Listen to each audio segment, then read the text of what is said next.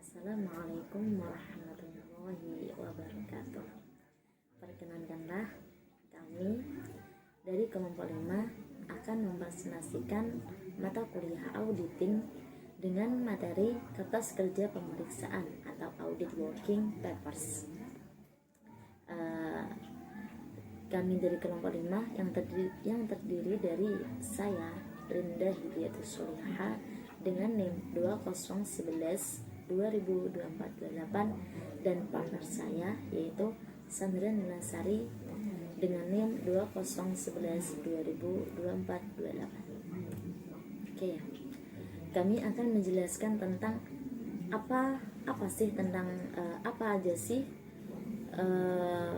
mengenai tentang kertas kerja pemeriksaan, dari pengertiannya, tujuannya, manfaatnya dan lain-lain, ya kan? Oke. Kertas kerja pemeriksaan.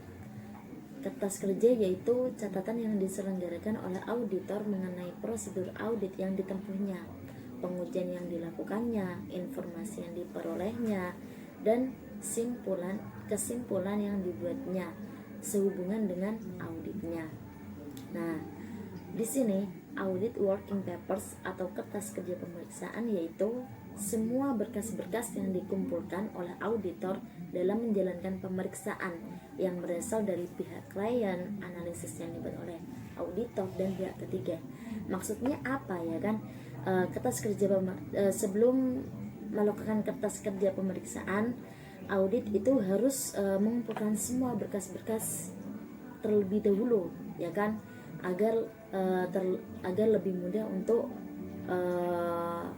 melakukan pemeriksaan. Nah, berkas-berkasnya itu dari mana, ya kan? Nah, berkas-berkas ini itu pertama dari pihak klien, yang kedua dari analisis yang dibuat oleh auditor, dan yang ketiga yaitu dari pihak ketiga, gitu. Nah, apa aja sih isi dari berkas yang berasal dari klien?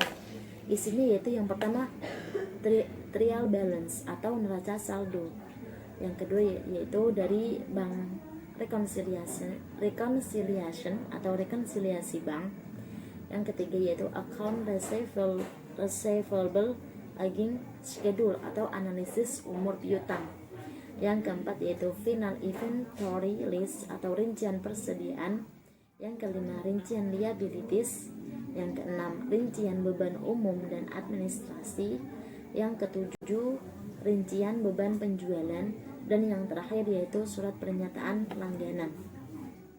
Selain itu pula isi dari analisis yang dibuat oleh auditor yaitu yang pertama berita acara cash opnam atau cash count sheet, yaitu berita acara yang dibuat oleh auditor saat pemeriksaan kas.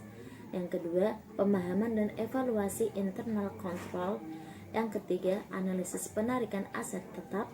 Yang keempat, analisis mengenai cukup tidaknya allowance for bad debts atau cadangan piutang rugi-rugi. Yang selanjutnya yaitu working balance sheet atau WBL, yaitu kertas kerja atau neraca saldo. Selanjutnya working profit and loss atau WPL, yaitu kertas kerja atas laporan laba rugi. Selanjutnya top schedule, yaitu jadwal teratas. Supporting schedule, yaitu jadwal pendukung. Konsep laporan audit atau konsep audit report. Dan yang terakhir yaitu manager letter atau surat manajer.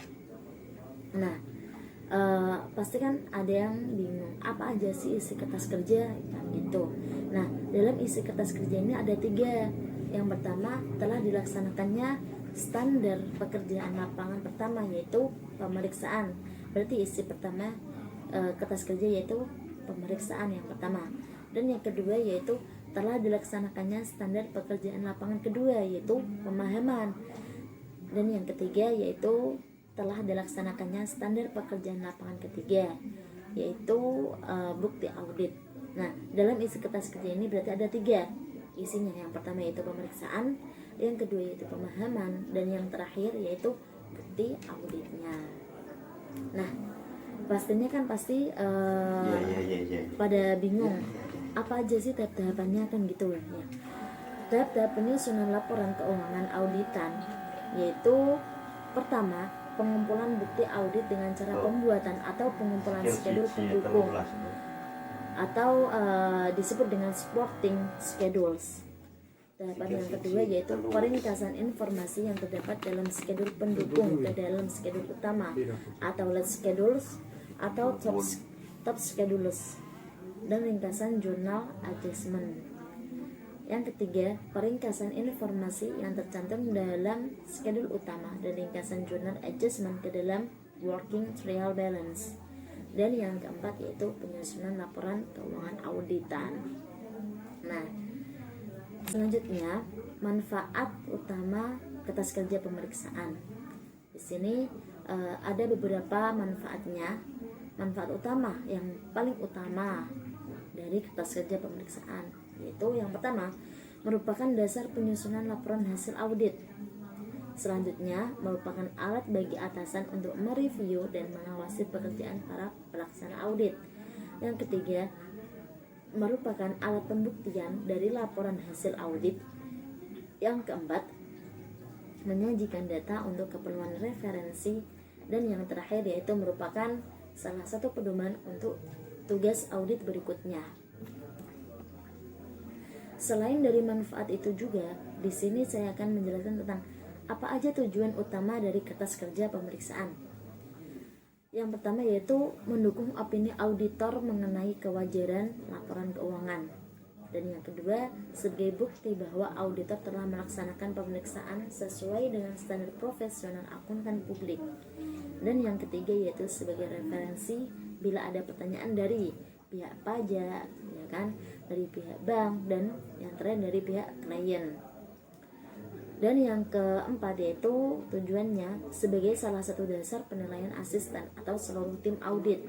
Dan yang terakhir yaitu sebagai pegangan untuk audit dari tahun berikutnya.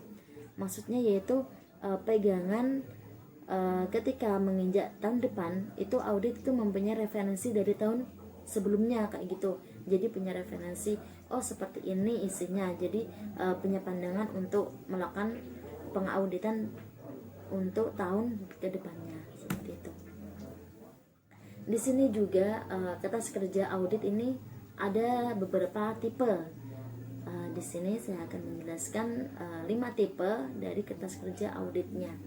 Yang pertama yaitu program audit. Yang kedua working trial balance. Dan yang ketiga ringkasan journal adjustment. Yang keempat schedule utama. Dan yang terakhir yaitu schedule pendukung.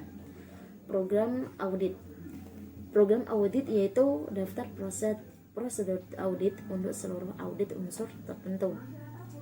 Sedangkan prosedur audit yaitu instruksi rinci untuk mengumpulkan tipe bukti audit tertentu yang harus diperoleh pada saat tertentu dalam audit. Working trial balance yaitu suatu daftar yang berisi saldo-saldo akun buku besar pada akhir tahun yang diaudit, dan pada akhir tahun sebelumnya kolom-kolom untuk adjustment dan penggolongan kembali yang diusulkan oleh auditor, serta saldo-saldo setelah koreksi auditor yang akan tampak dalam laporan keuangan audit. Tipe yang ketiga yaitu ringkasan journal adjustment. Dalam proses audit ini, auditor mungkin akan menemukan kekeliruan dalam laporan keuangan, ya kan, dan catatan akuntansi kliennya. Makanya dalam audit ini harus ada tipe ringkasan journal adjustment biar kekeliruannya itu bisa dihadapi kayak gitu. Dan tipe yang keempat yaitu schedule utama.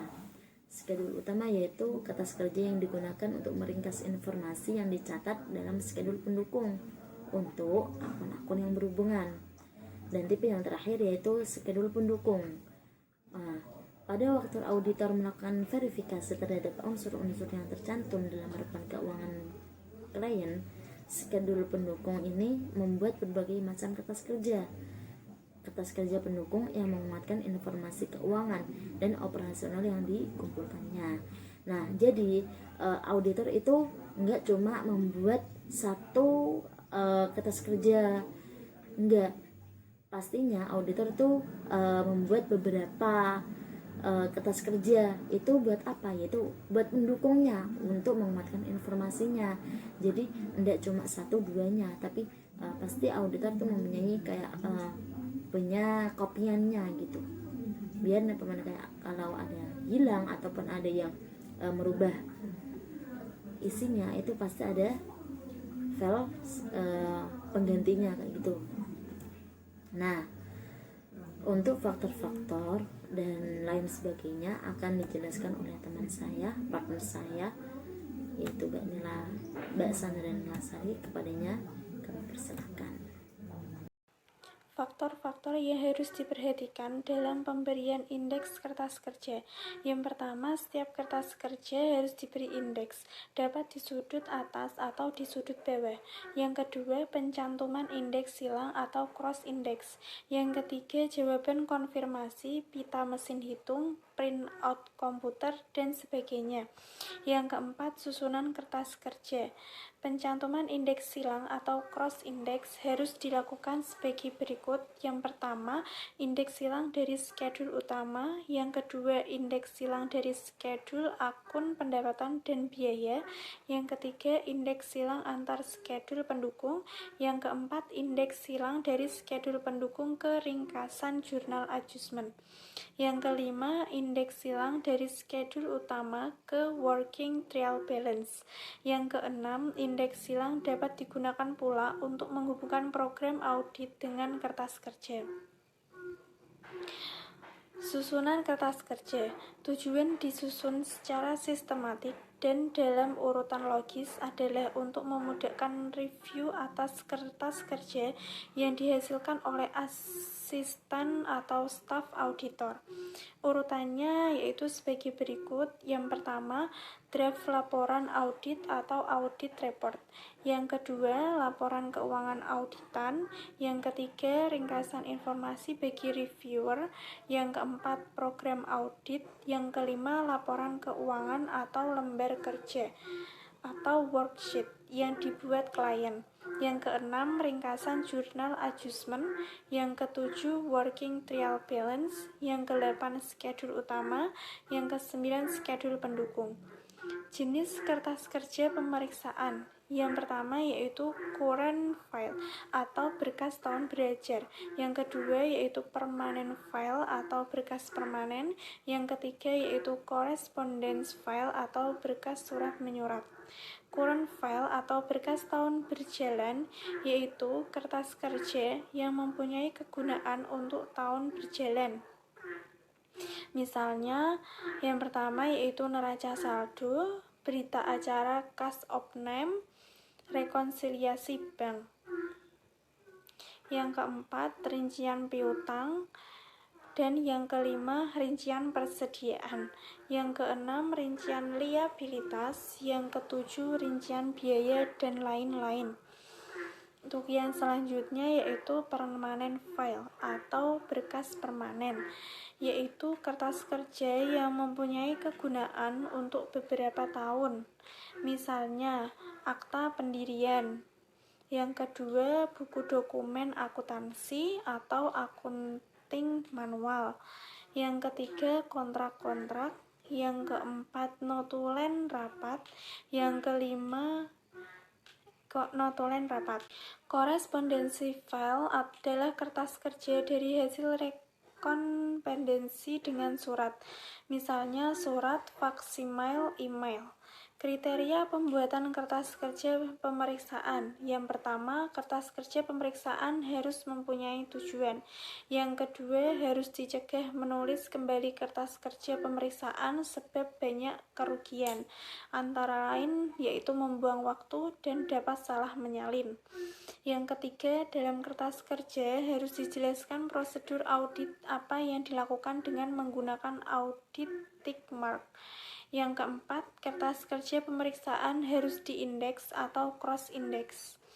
Untuk yang pertama yaitu alfabetis A sampai Z. Yang kedua numerikal dari 1 dan seterusnya. Untuk yang ketiga gabungan A1, A2 dan seterusnya. Yang kelima yaitu kertas kerja harus diparaf oleh orang yang membuat dan mereview working papers sehingga dapat diketahui siapa yang bertanggung jawab. Yang keenam, setiap pernyataan yang timbul pada review note harus dijawab. Tidak boleh ada open question atau pertanyaan yang belum terjawab.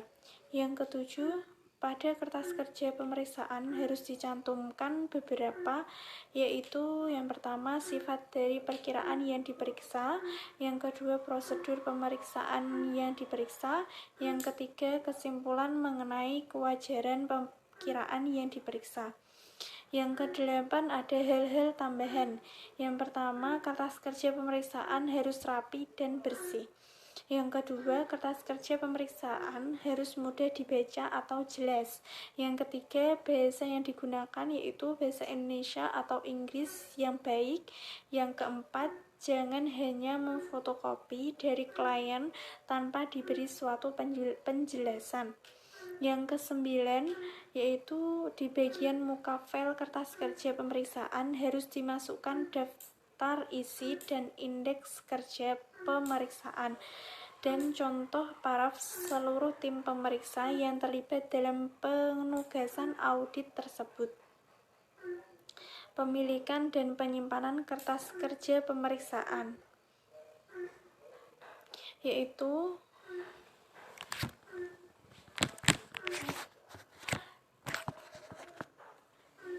pemilikan dan penyimpanan kertas kerja pemeriksaan. Yang pertama, kertas kerja pemeriksaan adalah milik akuntan publik. Hak auditor sebagai pemilik kertas kerja pemeriksaan terikat pada batasan-batasan moral yang dibuat untuk mencegah kebocoran-kebocoran yang tidak semestinya mengenai kerahasiaan atau confidentiality data klien. Yang kedua, walaupun sebagian kertas kerja akuntan publik dapat digunakan sebagai sumber referensi bagi kliennya, namun kertas kerja pemeriksaan tersebut tidak dapat dianggap sebagai bagian atau pengganti dari pencatatan akuntansi klien tersebut. Yang ketiga, bila ada pihak lain yang ingin meminjam atau mereview kertas kerja pemeriksaan, baru bisa diberikan atas persetujuan tertulis dari klien yang bersangkutan. Sebaiknya hanya bagian yang diperlukan saja yang dipinjamkan atau diperlihatkan. Untuk yang keempat, akuntan publik harus mengambil langkah-langkah yang tepat untuk keamanan kertas kerja pemeriksaannya dan menyimpan kertas kerja tersebut sesuai dengan peraturan pemerintah yang berlaku, minimal 5 tahun. Oke, terima kasih atas perhatiannya yang telah mengikuti dan melihat video kami. Apabila banyak ada salah kata ya kan dan penjelasan kurang jelas, kami mohon maaf sebesar-besarnya. Wassalamualaikum warahmatullahi wabarakatuh.